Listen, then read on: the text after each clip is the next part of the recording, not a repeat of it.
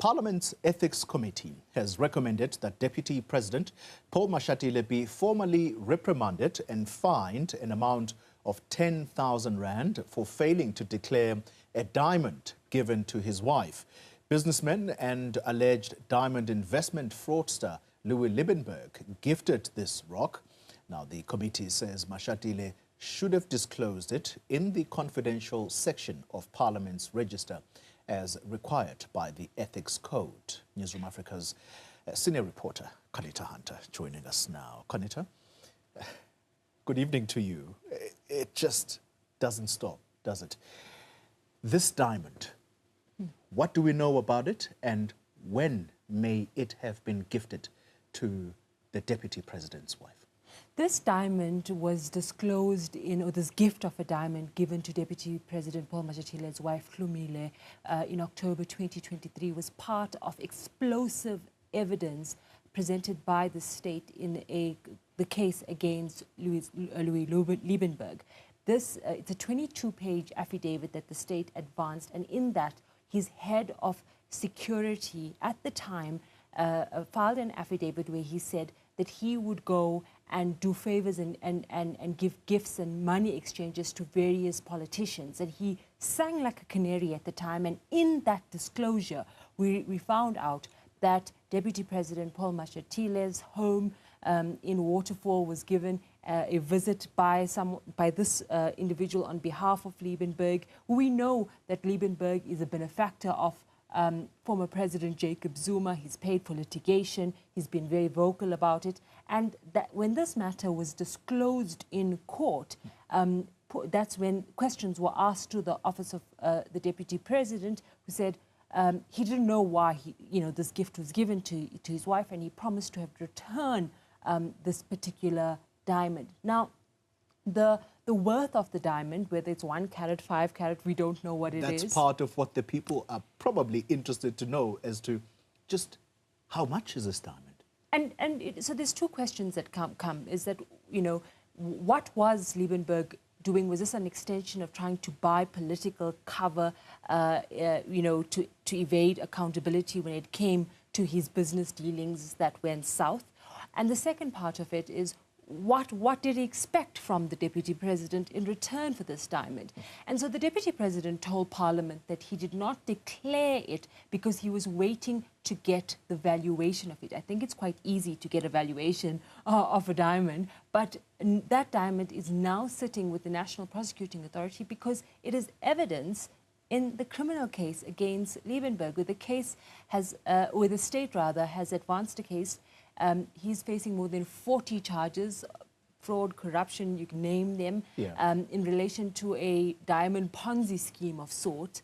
And he is obviously, that trial is ongoing. But the Deputy President did not make that disclosure. And it comes obviously at a time where he's under fire for other disclosures that he made. And that's exactly what I want to qualify, because I opened by saying, it doesn't stop, does it? Let me qualify that. The issues around Deputy President Paul Mashatile simply do not stop, because belatedly he has now declared 3 properties, but 2 of which are the subject of media attention. You then have another story this morning on News 24, where one of his aides is seen at a party in September of 2023. And whose party was it? Edwin Sodi.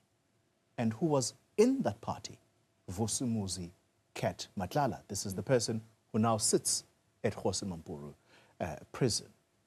What is going on around Deputy President Paul Mashatile, and at which point is he going to come out and address these matters?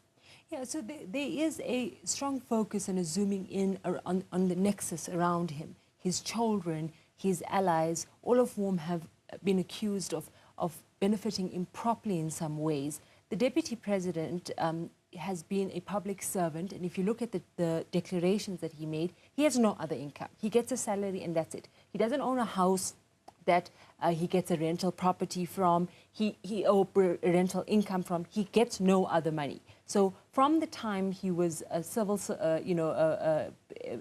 MP and MPL and MEC, a premier, a minister, now deputy president. He's only earned his state income. And so the controversies around his children and their purchase of these palatial mansions in Waterfall that he lives in and in Cape Town. He had previously denied that he resides in that home in Constantia. He has now said it's a family home, and it is, the business. It's as a result of his son-in-law being a very successful businessman. I would assume that he would make far more than 29 million rand if he can afford to buy a home in that range. And so he had come out and said, well, this is a family home. I'm going to declare it to Parliament, having previously said, no, that's not my home. And I think he was trying to be cautious in that regard because he had come under fire previously for not declaring the benefit he had from this. Now, the question is, should his son-in-law be able to do business and buy homes that he can live in? Absolutely. The question is that the source of that funding is the subject of a Hawks probe, and whether or not that money comes from state tenders. And because South Africa comes from an era of state capture, the sensitivity around Paul Mashatile is not misplaced, because we had seen a bona fide modus operandi in state capture with the kids, the wives, the associates of politicians being used as the vehicles for corruption.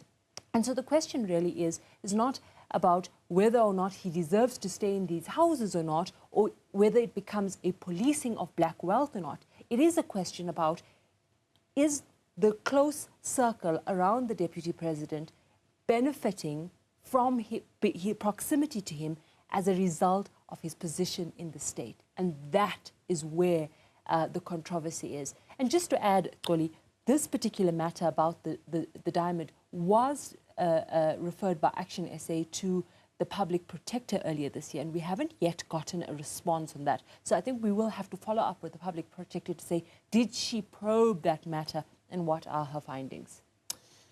And I suppose it is worth also pointing out, Coneta, that this current administration, having come from the era of state capture, it came on the ticket of clean governance. And so where are we as far as that is concerned? It's not a question for you. It's a question for the man who leads this administration, President Ramaphosa. Some people may say it's unfair. This should be answered by Deputy President Paul Mashatile, but we know that he serves at the pleasure of the President.